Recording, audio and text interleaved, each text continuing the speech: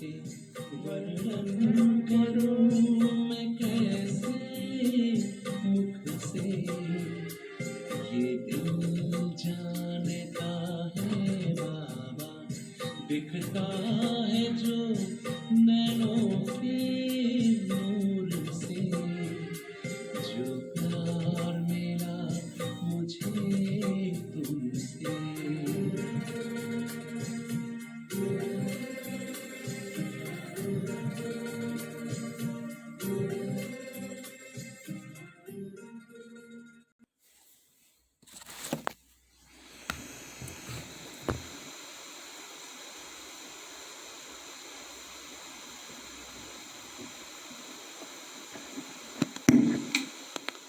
ओम शांति, ओम शांति, ओम शांति। आज प्यारे बाबा के 31 तारीख के महावाक्य हैं, अव्यक्त महावाक्य हैं। रिवाइज कोर्स है 25 अक्टूबर 1987। आज बाबा ने हम बच्चों को समझाया है कि बाबा कहते हैं बच्चे पुरुषार्थ तुम्हें करना है पर किसी भी बात के प्रभाव में नहीं आना। हमारा पुरुषार्थ किसी भी बात पर डिपेंडेंट ना रहे, तभी हम अपनी संपूर्णता की मंजिल को पा सकेंगे। अगर प्रभाव में आते रहते हैं तो वो जो स्थिति हम बनाना चाहते हैं वो नहीं बन सकती। इसलिए आज बाबा ने हम बच्चों को यही अटेंशन दिलाया कि किस प्रकार हम आत्मा प्रभाव मुक्त रहें। तो मुरली का हेडिंग है 4 बातों से न्यारे बनो। कल तो सभी ने बाबा से मिलन मनाया होगा शाम को। बाबा ने कल से होमवर्क दे दिया है कि क्या करना है।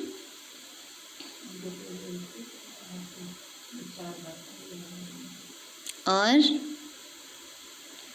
सुना था भाई, और होमवर्क क्या दिया था? बाबा ने कहा फुल स्टॉप लगाना है ना, क्वेश्चन मार्क कोमा ये नहीं लगाना है ना, फुल स्टॉप लगाना है। 1 हफ्ते के लिए ये काम करो, फिर उसको आगे कंटिन्यू करो। तो आज बाबा ने हम बच्चों को समझाया। बाबा बोले आज बाप दादा अपने सर्व कमल आसनधारी श्रेष्ठ बच्चों को देख रहे हैं। कमल आसन ब्राह्मण आत्माओं की श्रेष्ठ स्थिति की निशानी है।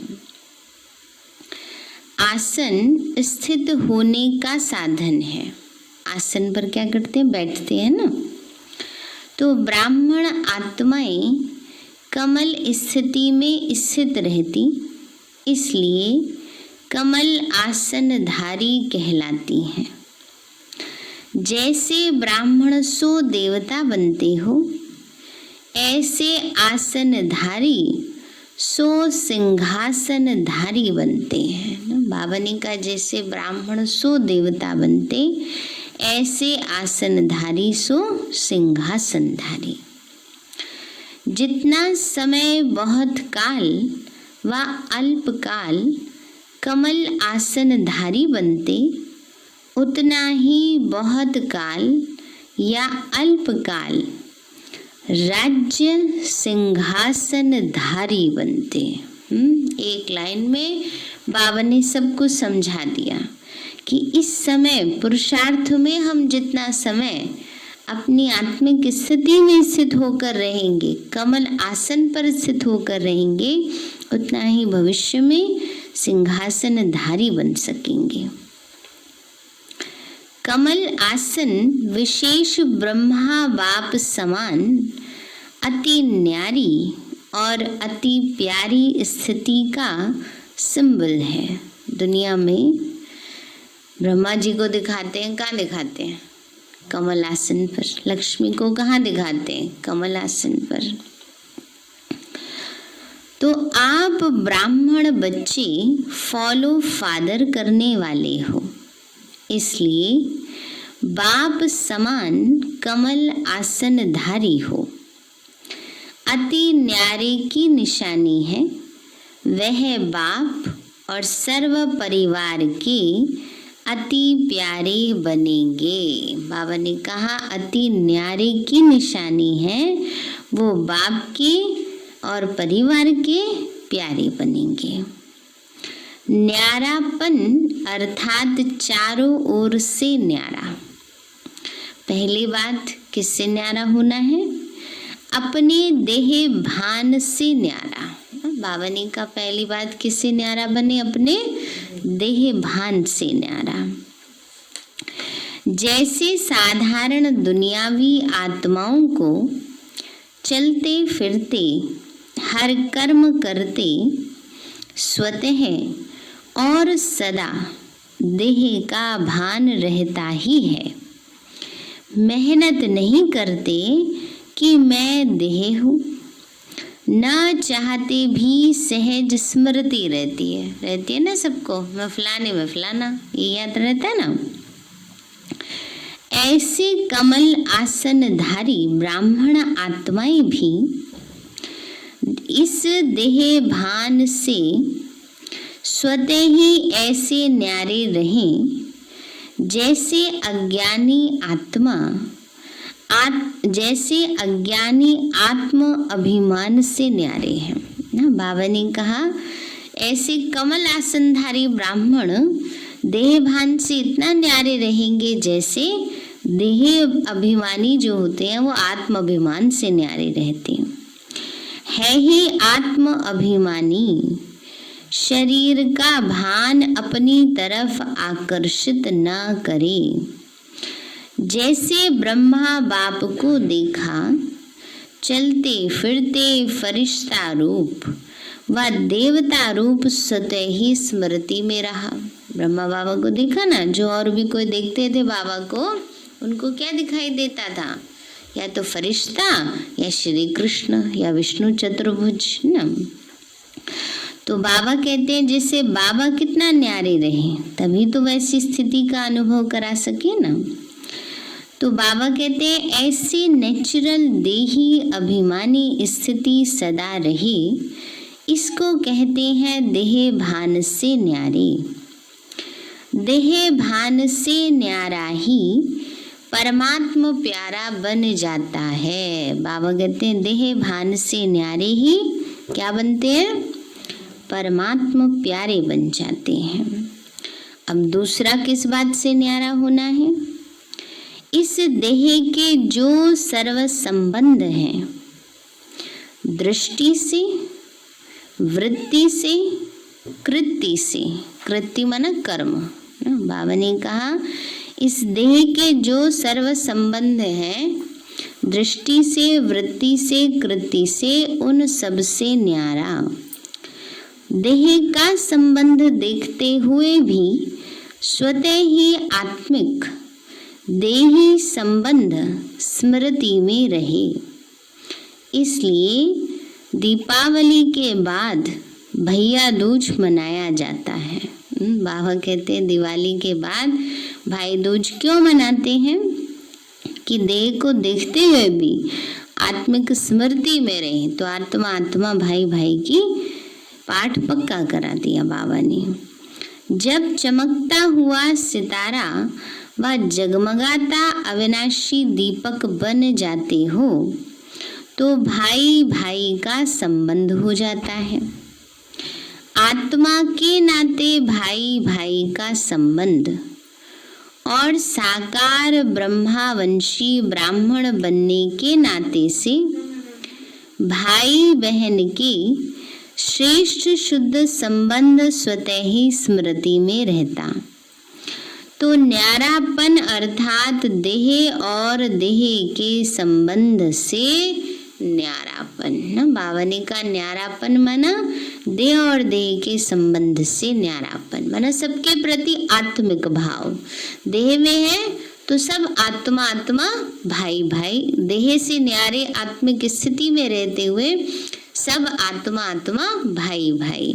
फिर संबंध निभाना है तो ये सारा विश्व हमारा परिवार है। इस भाव से भाई बहन जो भी संबंध जिससे निभाने हैं, ये नहीं बाबा तो कहता है सारे देह देह के संबंधों से न्यारे हो जाओ, तो क्या परिवार से न्यारे होके बैठ जाए, ये बाबा नहीं कह रहे हैं ना। रहना तो घर गृहस्थी में ही है, संबंध भी सारे निभाने हैं, बस वृत्ति चेंज करनी है। वृत्ति में ना विचार, सोच, उनके प्रति जो मेरापन की भावना है वो परिवर्तन करके ये सोचें कि हम कौन, हम आत्मा है ना, परमात्मा की संतान है, ये भी परमात्मा की संतान है ना, ये भाव आ जाए।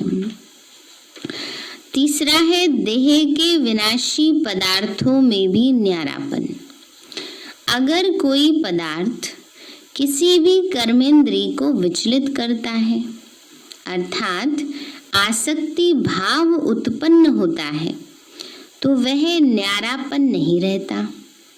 संबंध से न्यारा फिर भी सहज हो जाता है, लेकिन सर्व पदार्थों की आसक्ति से न्यारा, अनासक्त बनने में रॉयल रूप की आसक्ति रह जाती है। भावनी का संबंधों से तो फिर भी न्यारे हो जाते हैं, क्योंकि आजकल संबंधों में सुख नहीं है, कहते सब ऐसे ही है, सब बाबा के बच्चे हैं ना, तो न्यारापन आ जाता है। लेकिन चीज वस्तुओं से न्यारापन नहीं आया जाता है ना, ये साधन तो होना ही चाहिए, इसके बिना तो काम नहीं चलेगा। तो जैसे मोबाइल सबको क्या बन गया है, उसमें आसक्ति रह जाती। तो बाबा कहते बच्चे संबंधों से तो सहज न्यारा हो जाते, लेकिन सर्व पदार्थों की आसक्ति से न्यारा, अनासक्त बनने में रॉयल रूप की आसक्ति रह जाती। सुनाया था ना कि आसक्ति का रूप स्पष्ट रूप है इच्छा। इसी इच्छा का सूक्ष्म और महीन रूप है अच्छा लगना। इच्छा नहीं है लेकिन अच्छा लगता है। यह महीन रूप अच्छा के बदले इच्छा का रूप भी ले सकता है। तो इसकी अच्छी रीति चेकिंग करो कि यह पदार्थ अर्थात अल्पकाल सुख के साधन आकर्षित तो नहीं करते। कोई भी साधन समय पर प्राप्त ना हो तो सहज साधना अर्थात सहज योगी की स्थिति डगमग तो नहीं होगी। होती है, बाबा ने कहा सहज योगी की स्थिति डगमग तो नहीं होती। ये साधन नहीं है, योग तो हमारा कैसे लगेगा। लाइट नहीं है, गीत नहीं चल रही, कमेंट्री नहीं चल रही, लाल लाइट नहीं जल रही, योग कैसे लगाऊं। तो बाबा ने कहा इन सब साधनों के वश नहीं। बाबा कहते हैं बच्चे कोई भी साधन के वश आदत से मजबूर तो नहीं होते। पूछ रहे हैं बाबा किसी ऐसे साधन के वश तो नहीं है, आदत से मजबूर तो नहीं है, क्योंकि यह सर्व पदार्थ अर्थात साधन प्रकृति के साधन है। तो आप प्रकृति जीत अर्थात प्रकृति के आधार से न्यारे कमल आसनधारी ब्राह्मण हो। माया जीत के साथ साथ प्रकृति जीत भी बनते हो। जैसे ही माया जीत बनते हो तो माया बार बार भिन्न भिन्न रूपों में ट्रायल करती है कि मेरे साथी माया जीत बन रहे हैं, तो भिन्न भिन्न पेपर लेती है। प्रकृति का पेपर है साधनों द्वारा आप सभी को हलचल में लाना।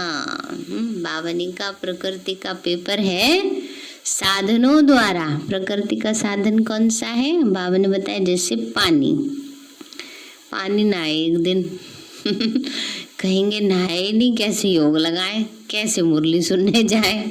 तो बाबा कहते हैं बच्चे जैसे पानी, अभी यह कोई बड़ा पेपर नहीं आया है, लेकिन पानी से बने हुए साधन, अग्नि द्वारा बने हुए साधन, ऐसे हर प्रकृति के तत्वों द्वारा बने हुए साधन मनुष्य आत्माओं के जीवन का अल्पकाल के सुख का आधार है ना। बाबा ने कहा अग्नि है, जल है, पृथ्वी है, इन सबसे जो प्राप्तियां होती हैं, बाबा ने कहा वो जीवन का आधार है, सुख का आधार है।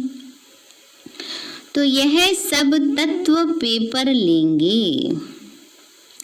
अभी तो सिर्फ पानी की कमी हुई है ना, उस समय मधुबन में पानी की कमी थी। वैसे तो आजकल भी रहती है, क्योंकि सभी को पता है राजस्थान का एरिया जो है वो रेगिस्तान वाला होता है, तो वहाँ पर जब बहुत कम बारिश होती है, पानी नीचे स्टोर हो जाता है। हाँ, तीसरे दिन आते हैं। अच्छा, वैसे तो बाबा के घर में तो सबको सब चीज़ें सहज मिलती है, रोज मिलता है। तो बाबा कहते हैं अभी तो सिर्फ पानी की कमी हुई है, लेकिन पानी द्वारा बने हुए पदार्थ जब प्राप्त नहीं होंगे तो असली पेपर उस समय होगा जब पानी नहीं आएगा। जैसे अभी थोड़े दिन पहले लाइट नहीं थी, कह रहे पूरे पाकिस्तान में 2 दिन लाइट नहीं रही, पूरा ब्लैकआउट हो गया। तो लाइट नहीं तो पानी कैसे भरे ऊपर, इतनी मंजिलें बना दी, मल्टी स्टोरी बिल्डिंग्स हैं, उसमें पानी के उसके लिए वैसे तो साइंस ने काफ़ी साधन कर रखे हैं, पर वो भी कब तक चलेंगे, जनरेटर है वो भी कब तक चलेगा। तो बाबा कहते हैं बच्चे तो असली पेपर तो उस समय होगा। यह प्रकृति द्वारा पेपर भी समय प्रमाण आनी ही है। इसलिए देह के पदार्थों की आसक्ति व आधार से भी निराधार अनासक्त होना है। अभी तो सब साधन अच्छी तरह से प्राप्त हैं, कोई कमी नहीं है, लेकिन साधनों के होते साधनों को प्रयोग में लाते योग की स्थिति डगमग ना हो। योगी बन प्रयोग करना ना, बाबा ने का साधन है, अच्छी बात है, यूज करो उनको। ऐसे नहीं कि गर्मी लग रही है तो पंखा ही ना चलाए, ये थोड़ी बाबा ने कहा है ना। लेकिन ये भी नहीं कि अगर गर्मी में पंखा नहीं है, लाइट नहीं है तो हाय हाय करते रहे, हाय गर्मी, ये भी नहीं होना चाहिए ना। तो योगी बन प्रयोग करना, इसको कहते हैं न्यारा। है ही कुछ नहीं तो उसको कहें, उसको न्यारा नहीं कहेंगे। ये कहते हमने त्याग किया, जो चीज है ही नहीं उसका त्याग क्या करना, सामने रखी हो उसका त्याग करें ना।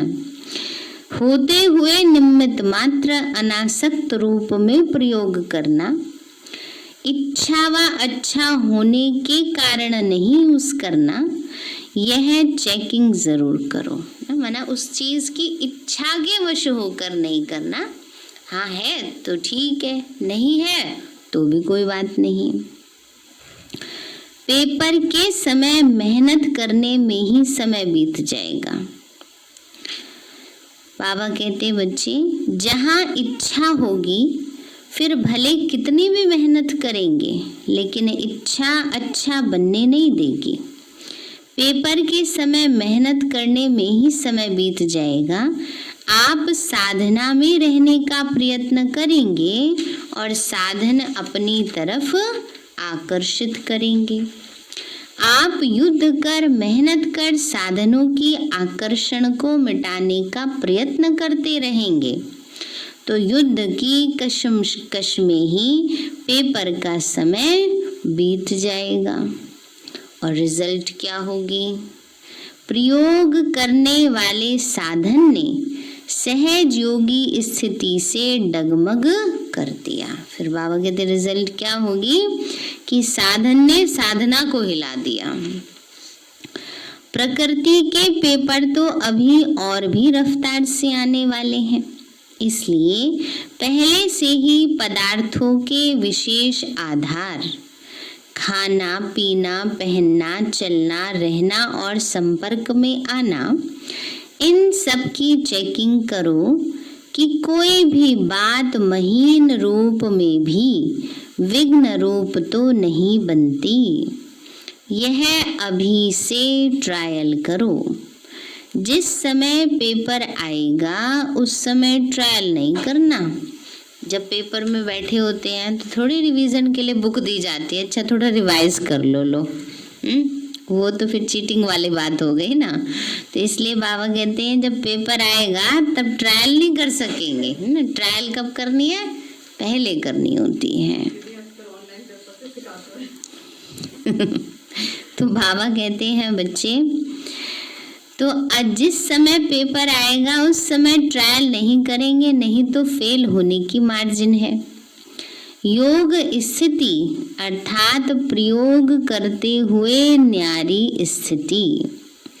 सहज योग की साधना साधनों के ऊपर अर्थात प्रकृति के ऊपर विजयी हो।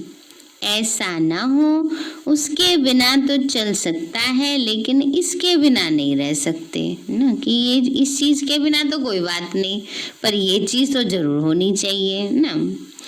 इसलिए डगमग स्थिति हो गई, फिर क्या वो चीज क्या करेगी? स्थिति खराब कर देगी। इसको भी न्यारी जीवन नहीं कहेंगे। ऐसी सिद्धि को प्राप्त करो जो आपके सिद्धि द्वारा अप्राप्ति भी प्राप्ति का अनुभव कराए। जैसे स्थापना के आरंभ में आसक्ति है व नहीं, उसकी ट्रायल के बीच बीच में जानबूझकर प्रोग्राम रखते रहे। जैसे 15 दिन ढोडा और छाछ खिलाई, ढोडा माने बाजरे की रोटी उसको कहते हैं, तो गेहूं होते हुए भी ये ट्रायल कराई ना कि 15 दिन तक बस बाजरे की रोटी और छाछ ही मिलेगी ना, चाहे कोई बीमार है चाहे कुछ भी है सबको वही मिलेगा। तो जिसको निश्चय था उसने आराम से बाबा का भोग समझ के खाया, और जिसको संशय था कि हाय मैं तो बीमार हूँ मुझे तो नुकसान कर देगी, तो उसको फिर नुकसान ही कर गई ना। तो इसलिए दमा की गेहूं होते हुए भी ट्रायल कराई, कैसे भी बीमार 15 दिन इसी भोजन पर चले, कोई भी बीमार नहीं हुआ। दमा की तकलीफ वाले भी ठीक हो गए।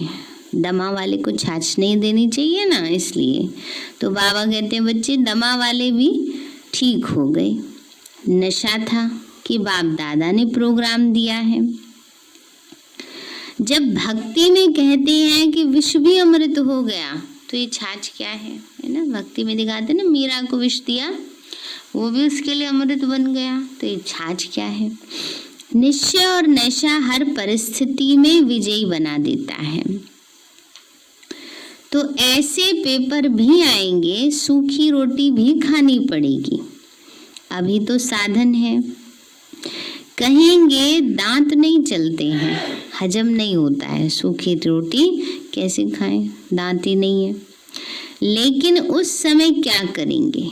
जब निश्चय, नशा और योग की सिद्धि की शक्ति होती है तो सूखी रोटी भी नरम रोटी का काम करेगी, परेशान नहीं करेगी। आप सिद्धि स्वरूप की शान में हो तो कोई भी परेशान नहीं कर सकता। जब हठयोगियों के आगे शेर बिल्ली बन जाता है, सांप खिलौना बन जाता है, तो आप सहज राजयोगी सिद्धि स्वरूप आत्माओं के लिए यह सब कोई बड़ी बात नहीं है। भक्ति में दिखाते हैं ना कि तपस्वी होते थे, वो अपने तप से शेर को भी चूहा बना देते थे। तो बाबा कहते हैं आप तो सिद्धि स्वरूप आत्माएं हो, आपके लिए कोई भी बात क्या बड़ी बातें हैं, सब छोटी बातें हैं। है साधन तो आराम से यूज करो, लेकिन समय पर धोखा ना दे, ये चेक करो। परिस्थिति स्थिति को नीचे ना ले आए। देह के संबंध से न्यारा होना सहज है, लेकिन देह के पदार्थों से न्यारा होना, इसमें बहुत अच्छा अटेंशन चाहिए। बाबा ने कहा संबंधों से तो फिर भी न्यारे हो जाते हैं, लेकिन ये जो साधन है, जो आवश्यकता की चीजें हैं, उन सबके भी प्रभाव में ना आए, बाबा कहते हैं इससे न्यारा होना, इस पर अब ध्यान देना है। चौथा है न्यारापन, पुराने स्वभाव संस्कार से न्यारा बनना। पुरानी देह के स्वभाव और संस्कार भी बहुत कड़े हैं। मायाजीत बनने में यह भी बड़ा विघ्न रूप बनते हैं। कई बार बाप दादा देखते हैं पुराना स्वभाव संस्कार रूपी सांप खत्म भी हो जाता है, लेकिन लकीर रह जाती है जो समय आने पर बार बार धोखा दे देती है ना। कहेंगे क्रोध छोड़ दिया, फिर भी कभी कभी क्या होता है, आ जाता है, लकीर रह जाती है ना उसकी। सांप मार देते हैं पर लकीर रह जाती है, तो कई बार लकीर से भी डर जाते हैं। तो बाबा यही बता रहे हैं, समझा रहे हैं कि पुराना स्वभाव संस्कार रूपी सांप भी खत्म हो जाता, लेकिन लकीर रह जाती तो समय आने पर बार बार धोखा दे देती।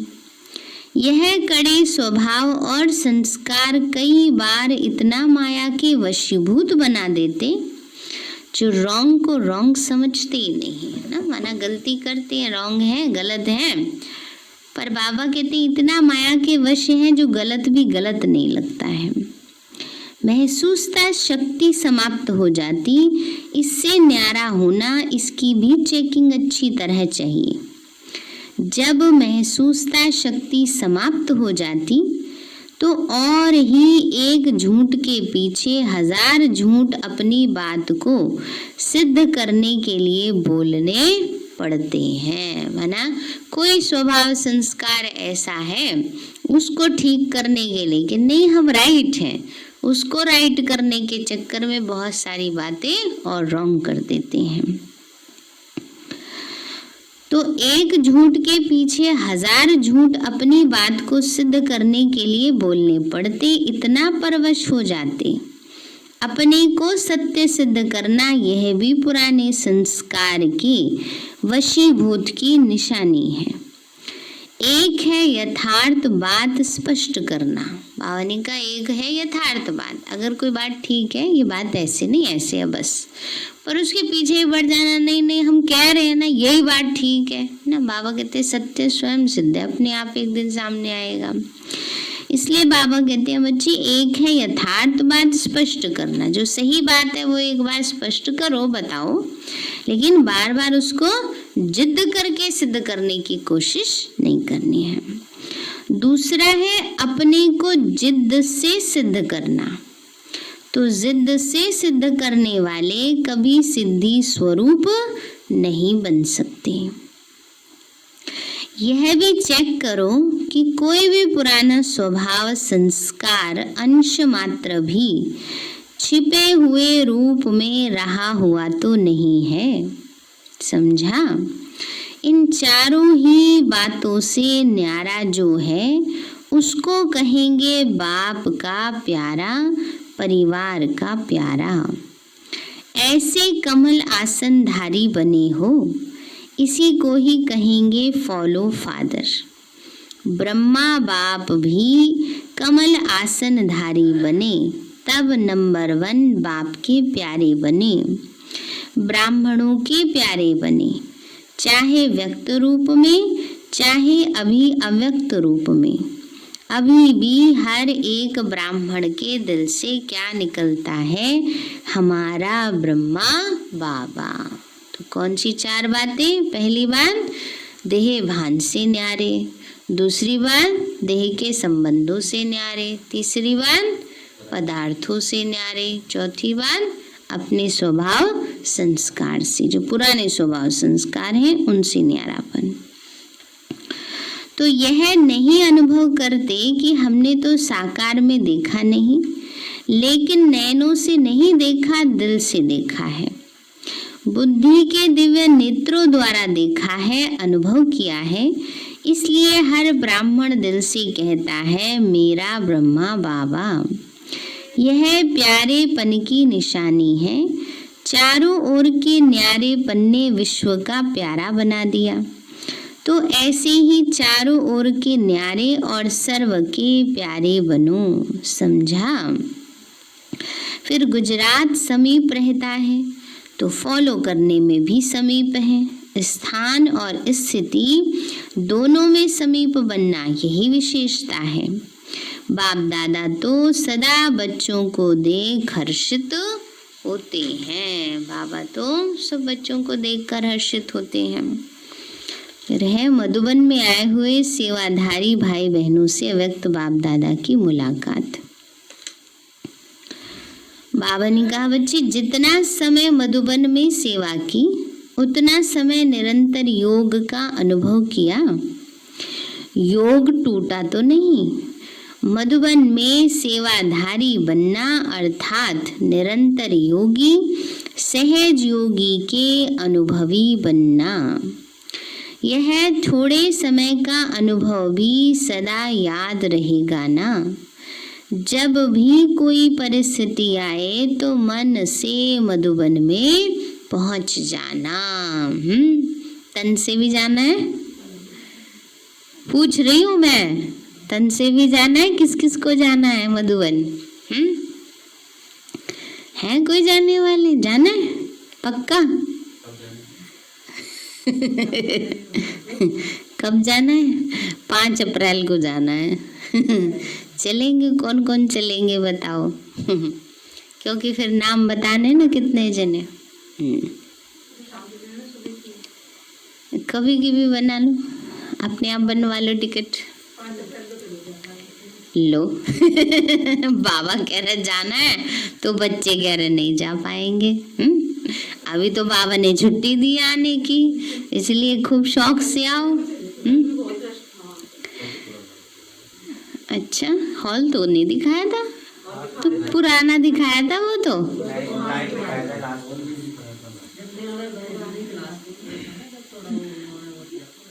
अच्छा, वही 3-4 दिन के, 4-5 दिन के लिए, हफ्ते का, जैसे 6 अप्रैल से 10 अप्रैल तक का है, तो 5 को जाएंगे, 6 को पहुंचेंगे। तो भाई देखो, बाबा तो हर बार ही बुलाता नहीं है। देख लो, अभी चांस है, फिर चांस आगे पता नहीं कब मिलेगा, कुछ नहीं कह सकते।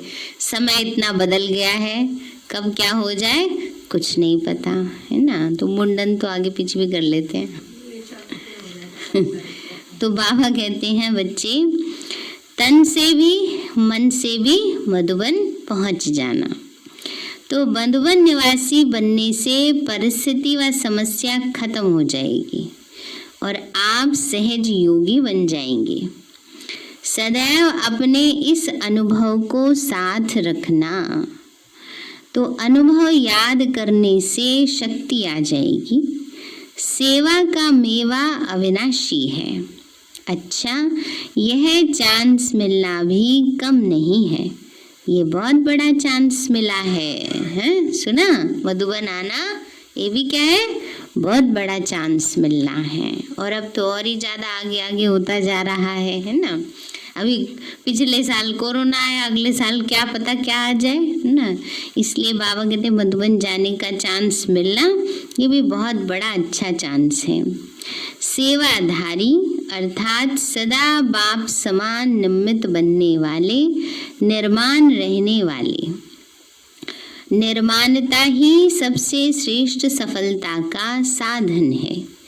कोई भी सेवा में सफलता का साधन नम्रता भाव है, निमित्त भाव है। तो इन्हीं विशेषताओं से सेवा की। ऐसी सेवा में सदा सफलता भी है और सदा मौज भी है। संगम युग में मौज मनाई, इसलिए सेवा सेवा नहीं लगी।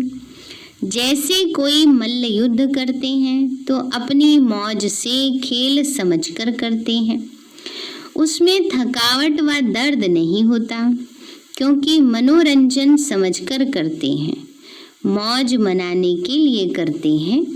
ऐसे ही अगर सच्चे सेवाधारी की विशेषता से सेवा करते हो तो कभी थकावट नहीं हो सकती ना।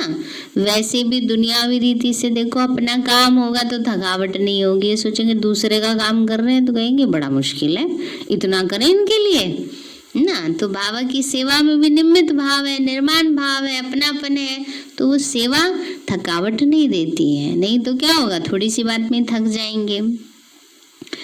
तो बाबा ने कहा कोई भी तो सदा ऐसे ही लगेगा जैसे कि सेवा नहीं लेकिन खेल कर रहे हैं।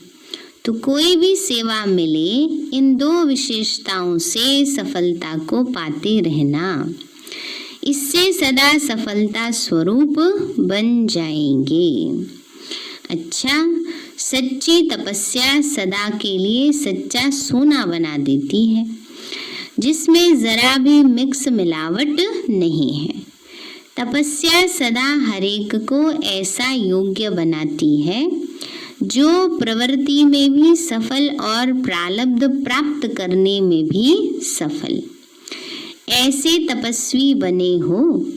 तपस्या करने वालों को राजयोगी कहते हैं। तो आप सभी राजयोगी हो। कभी किसी भी परिस्थिति से विचलित होने वाले तो नहीं हो। तो सदा अपने को इसी रीति से चेक करो और चेक करने के बाद चेंज करो। सिर्फ चेक करने से भी दिल शिकस्त हो जाएंगे, खाली ये चेक करते रहेंगे हमारे अंदर ये कमी है, ये कमी है, ये कमी है, तो परेशान हो जाएंगे सोच सोच कर। फिर बाबा ने कहा उस कमी को चेंज करो। तो सोचेंगे कि हमारे में ये कमी है, ये भी है, पता नहीं ठीक होगा या नहीं होगा, तो चेक भी करो और चेक के साथ चेंज भी करो। समझो कमजोर बन गए, समय चला गया, लेकिन समय प्रमाण कर्तव्य करने वालों की सदा विजय होती है। समय पर जो कर्तव्य करते हैं उसमें विजय समाई है। समय निकल जाए, कोई मर जाए, उसके बाद उसको अमृत पिलाओ, क्या फायदा? तो कोई फायदा नहीं है ना। इसी तरह हर चीज की वैल्यू किस पर है? समय पर है।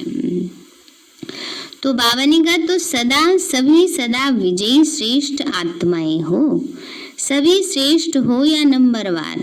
अगर नंबर पूछें कि किस नंबर वाले हो तो सब नंबर 1 कहेंगे, लेकिन वह नंबर कितने होंगे, एक या अनेक? फर्स्ट नंबर में तो सभी नहीं बनेंगे, लेकिन आज बाबा ने देखो कितनी अच्छी मार्जिन दिया है। हाँ, फर्स्ट डिवीजन में तो आ ही सकते हैं ना। तो बाबा ने कहा फर्स्ट नंबर वाले नहीं हो, लेकिन फर्स्ट डिवीजन में तो आ सकते हैं। फर्स्ट नंबर 1 होगा, लेकिन फर्स्ट डिवीजन में तो बहुत आएंगे, इसलिए फर्स्ट नंबर बन सकते हो। राज गद्दी पर एक बैठेगा, लेकिन और भी तो साथी होंगे ना। तो रॉयल फैमिली में आना भी राज्य अधिकारी बनना है। तो फर्स्ट डिवीजन अर्थात नंबर 1 में आने का पुरुषार्थ करो। अभी तक कोई भी सीट सिवाय 2-3 के फिक्स नहीं हुई है। अभी जो चाहे, जितना पुरुषार्थ करना चाहे कर सकता है। बाप दादा ने सुनाया था कि अभी लेट हुई है, लेकिन टू लेट नहीं हुई। लेकिन ये मुरली 87 की है, अभी कौन सा बोर्ड लग गया है? अभी टू लेट में भी टू लेट हो गए हैं ना। तो बाबा कहते हैं बच्चे, इसीलिए सभी को जितना आगे बढ़ने का चांस है, विन करके 1 में आने का चांस लो। विन करके माना विजयी बन के नंबर 1 में आने का चांस लो। तो सदैव उमंग उत्साह रहे। ऐसे नहीं चलो कोई भी नंबर 1 बने, चलो हम दूसरे नंबर पे ही सही ऐसे नहीं सोचना। लक्ष्य दूसरे नंबर का रखेंगे तो कहाँ पहुंचेंगे? इसलिए बाबा कहते हैं ऐसे नहीं, इसको कहते हैं कमजोर पुरुषार्थ। आप सभी तो कौन हो? तीव्र पुरुषार्थी हो। अच्छा, वो तो पूरी फर्स्ट डिवीजन ही कही जाएंगी। 9 लाख पहली प्रजा, पहला स्तूप। अच्छा, चारों ओर के कमल आसनधारी न्यारे और बाप के प्यारे बच्चों को सदा माया जीत प्रकृति जीत विशेष आत्माओं को सदा फॉलो फादर करने वाले वफादार बच्चों को बाप दादा का स्नेह संपन्न याद प्यार और नमस्ते।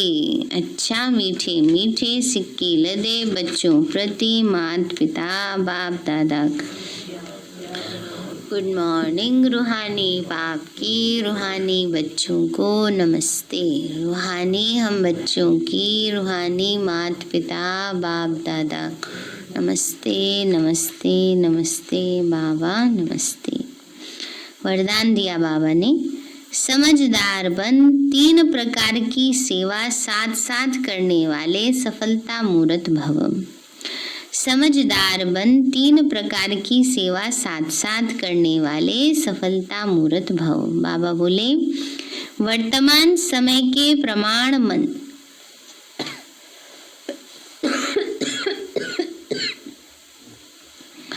बाबा ने कहा बच्चे, वर्तमान समय के प्रमाण मनसा वाचा और कर्मणा तीनों प्रकार की सेवा साथ साथ चाहिए। वाणी और कर्म में के साथ मनसा शुभ संकल्प व श्रेष्ठ वृत्ति द्वारा सेवा करते रहो तो फल फलीभूत हो जाएगा, क्योंकि वाणी में शक्ति तब आएगी जब मनसा शक्तिशाली हो, नहीं तो बोलने वाले पंडित समान हो जाते, क्योंकि तोते माफिक पढ़कर रिपीट करते हैं। अज्ञानी अर्थात समझदार तीनों प्रकार की सेवा साथ साथ करते हैं और सफलता का वरदान प्राप्त कर लेते हैं। स्लोगन है, अपने बोल कर्म और दृष्टि से शांति शक्ति व खुशी का अनुभव कराना ही महान आत्माओं की महानता है। अपने बोल कर्म और दृष्टि से शांति शक्ति व खुशी का अनुभव कराना ही महान आत्माओं की महानता है। और मुरली का हेडिंग है, 4 बातों से न्यारे बनो। तो सभी को विशेष पुरुषार्थ पर अटेंशन देना है, और रात जो बाबा ने होमवर्क दिया वो भी सभी को करना है कि क्या करना है, हर बात में फुल स्टॉप लगाना है, व्यर्थ से मुक्त बनना है, पर चिंतन पर दर्शन पर मत, इन सब से मुक्त बनना है। और आज जो बाबा ने 4 बातें कही, स्वमान है आज का, मैं आत्मा सर्च लाइट हूँ। अभ्यास और चिंतन है समय प्रमाण चारों ओर प्रकाश देने का, वाइब्रेशन देने का, मनसा द्वारा वायुमंडल बनाने का कार्य करना है, और इसी सेवा की आवश्यकता है। जैसे साकार रूप में देखा, कोई भी ऐसी लहर का समय जब आता था तो दिन रात प्रकाश देने, निर्बल में बल भरने का अटेंशन रहता था। समय निकाल आत्माओं को प्रकाश देने की सेवा चलती थी। ऐसे फॉलो फादर करो। अच्छा, ओम शांति। तो सभी बता दे मुझे ना, 5 अप्रैल माने 6 अप्रैल से 10 अप्रैल तक का समय है। बाबा ने सबको इनवाइट किया है अपने घर में इतने लंबे कोरोना काल के बाद। तो सभी को उमंग उत्साह और खुशी से बाबा का इनविटेशन स्वीकार करना है। मीठे बाबा, आपने हमें सब कुछ दिया, आपका पदम गुणाबार शुक्रिया। प्यारे बाबा, आप हमें ज्ञान गुण शक्तियों वरदानों और सद्बुद्धि से भरपूर करते हो, आपका बार बार शुक्रिया। मीठे बाबा, आपने मुझ आत्मा को, इस सेवा स्थान को, विश्व की सर्वात्माओं को निर्विघ्न बनाया, आपका बार बार शुक्रिया। प्रकृति के 5 तत्वों का भी शुक्रिया, साइंस के साधनों का भी शुक्रिया, लौकिक अलौकिक परिवार का भी शुक्रिया, हे तन तुम्हारा भी शुक्रिया। विश्व की सर्व आत्माओं का और ब्रह्मांड की सारी शक्तियों का सब प्रकार का सहयोग देने के लिए शुक्रिया। मीठे बाबा, मुझ आत्मा ने जाने अनजाने में जिन भी आत्माओं को मनसा वाचा कर्मणा दुख दिया है, मैं उन सभी से क्षमा चाहती हूँ। मुझे क्षमादान दिलाओ। और जिन आत्माओं ने मुझे दुख दिया है, विघ्न रूप बने हैं, मैं उन सभी को दिल से क्षमा करती हूँ। सबका कल्याण हो, सबको सुख शांति सद्बुद्धि मिले और बाबा के सेंटर की सेवाएं खूब बढ़ती जाएं। शिव बाबा से सारी शक्तियां मुझ आत्मा में समा रही हैं, पूरे शरीर में फैल रही हैं, पूरे घर में फैल रही हैं, पूरे देश पूरी दुनिया में फैल रही हैं। सब प्रकार के वायरस नष्ट होते जा रहे हैं। मैं आत्मा परम धाम में चमकती हुई मणि हूँ। सतयुग में पावन देवताई शरीर में हूँ। मैं अष्टभुजाधारी देवी दुर्गा हूँ। विघ्न विनाशक गणेश हूँ। मैं बाबा की छत्र छाया में पलने वाली सर्वश्रेष्ठ ब्राह्मण आत्मा हूँ। मैं फरिश्ता हूँ। मेरे साथ सब कुछ बहुत अच्छा होगा। मेरे साथ सब कुछ बहुत अच्छा होगा। मेरे साथ सब कुछ बहुत अच्छा होगा। मेरे साथ सब कुछ बहुत अच्छा होगा। मेरे साथ सब कुछ बहुत अच्छा होगा।